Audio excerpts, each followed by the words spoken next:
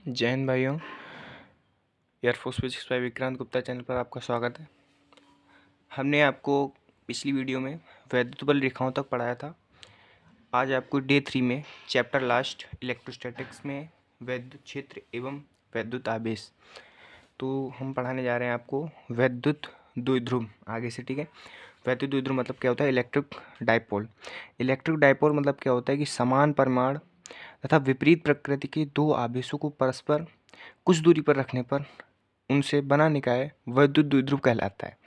समान परिमाण, अगर हम इसके चिन्ह हटा लिए जाएं तो ये क्यू सेम है, समान परिमाण, विपरीत प्रकृति, ये प्लस है ये माइनस है। ठीक, दो आवेशों को परस्पर कुछ दूरी 2l पर रखने पर बना जो निकाय उसको हम वैद्युत द्विध्रुव कहते हैं। ठीक है, अब आता है सेकंड आपका वैद्युत द्विध्रुव आघूर्ण, इलेक्ट्रिक डाइपोल मोमेंटम। क्या होता है? वैद्युत द्विध्रुव के एक आवेश की परिमाण, एक आवेश है उसका एक परिमाण क्या है? जैसे क्यू मान लिया हमने। ठीक है, तथा उनके बीच की दूरी के गुणनफल, बीच की दूरी क्या है? 2l के गुणनफल वैद्युत द्विध्रुव आघूर्ण कहलाता है। क्या कहलाता है? इलेक्ट्रिक डाइपोल मोमेंटम कहलाता है। यह क्या है? यह एक सदिश राशि है। यह क्या है? सदिश राशि है। इसकी दिशा क्या है? अक्ष की अनुदिश ऋणावेश से धनावेश की ओर। अक्ष के अनुदिश कहने का मतलब ये दो आवेश, एक प्लस क्यू दूसरा आपका है माइनस क्यू, तो इसकी दिशा किधर है? अक्ष के अनुदिश, मतलब ये अक्ष है इसी के अनुदिश ऋणावेश से धनावेश की ओर, ना कि इधर को चली जाए। ऋणावेश से धनावेश है तो इधर भी, लेकिन क्या है? ये अक्ष के अनुदिश है, ये अक्ष के अनुदिश नहीं है। ठीक है, तो अक्ष के अनुदिश, ये चीज़ आपको ज़्यादा ध्यान देना है। ऐसा यूनिट क्या होता है? कूलाम मीटर या कूलाम इंटू मीटर। सीजीएस में क्या है? कूलाम को हमने सीजीएस में क्या बताया था? State coulomb. मीटर को क्या बताया था? सेंटीमीटर। तो सीजीएस में क्या हो जाएगा? कूलाम का स्टेट कूलाम और मीटर का सेंटीमीटर। डायमेंशन इसकी क्या हो जाएगी? M0LTA। M0 जैसे लिख दिया, कोई दिक्कत नहीं है उससे। कैसे? जैसे क्यू क्या है? आवेश। क्यू बराबर IT से, आई मतलब A और T मतलब T, और दूरी के लिए L तो LAT, ऐसे लिख सकते हैं। इसका द्विध्रुव आघूर्ण का एक अन्य मात्रक डेवाई, ये बहुत इंपॉर्टेंट है कि एक डेवाई बराबर कितना होता है? एक डेवाई बराबर होता है 0.3 × 10⁻⁻29 कूलाम इंटू मीटर। ठीक है, ये इंपॉर्टेंट है, थोड़ा इसको ध्यान रखिएगा, ज़्यादातर बुक्स में नहीं मिलता है। ठीक है, इसके बाद आपका आता है वैद्युत क्षेत्र में वैद्युत द्विध्रुव पर कार्य करने वाली बल युग्म का आघूर्ण।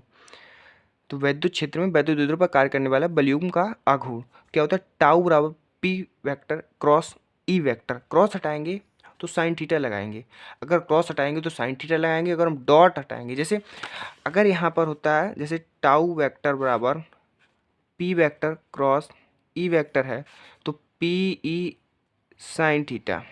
ठीक है, अगर यहाँ पे डॉट बीच में होता, कोई डॉट वाला अगर फंक्शन होता तो डॉट वाले में क्या होता? कुछ होता है यहाँ पे, तो क्या होता? Cos theta. सीधा याद रखो, क्रॉस हटाओ साइन लगाओ, डॉट हटाओ कॉस लगाओ। ठीक है, अगर हम थीटा यहाँ पे जीरो रखते हैं, साइन जीरो का मान जीरो, तो टाउ आपका जीरो, तो पी ई के समांतर होगा। ठीक है, पी वेक्टर ई वेक्टर के समांतर होगा। अगर थीटा 90 मतलब परपेंडिकुलर, साइन 90 का मान कितना होता है? 1, तो टाउ बराबर पी ई आ जाएगा, but P is perpendicular E. ठीक है, थर्ड आपका आता है theta is 180, then tau zero आ जाएगा, क्योंकि 180 का मान साइन जीरो होता है। लेकिन क्या मेन चीज़ क्या है इसमें? ये चीज़ तीनों में इंपॉर्टेंट है। लास्ट पॉइंट वर्ड में क्या है कि पी और ई है, ये आपस में प्रति समांतर है। ठीक है, एंटी पैरेलल है। अगला आता है एंटी पैरेलल मतलब प्रति समांतर। ठीक, अगला आता है वैद्युत द्विध्रुव का, वैद्युत द्विध्रुव द्वारा कृतिकार्य, work done by electric dipole. Electric dipole द्वारा जो कृतिकार्य होता है वो क्या होता है कि W बराबर P E 1 - cos theta, W बराबर पी ई 1 - cos थीटा। अगर हम थीटा बराबर यहाँ पर जीरो रखते हैं तो cos जीरो का मान कितना होता है? 1, तो 1 - 1 = 0, तो W बराबर जीरो आपका आ जाएगा। अगला आता है थीटा बराबर 90, cos 90 का मान कितना होता है? 0, तो पी ई का 1 - 0 1, और p into 1 into p e. अगर हम theta is equal to 180 degree रख रहे हैं, theta is equal to 180 degree रख रहे हैं, तो W बराबर 180 का मान -1 और माइनस माइनस प्लस 1, तो W बराबर, तो यहाँ पे 2 आ जाएगा, तो W बराबर पी ई इंटू 2, तो 2 पी ई। ठीक है, ये यहाँ से एक क्वेश्चन बन जाता है, यहाँ से कहीं ना कहीं से, लेकिन ये इम्पोर्टेंट, ये फैक्ट इम्पोर्टेंट है क्या कि वैद्युत द्विध्रुव द्वारा कृत कार्य है वो द्विध्रुव में स्थितिज ऊर्जा के रूप में संचित होता है। स्थितिज ऊर्जा मतलब क्या होता है? Potential energy, potential energy. के रूप में संचित हो जाता है। तो आपका ये वैद्युत क्षेत्र एवं वैद्युत आवेश ये चैप्टर है, ये आपका आज खत्म होता है। नेक्स्ट चैप्टर आपके सामने आएंगे।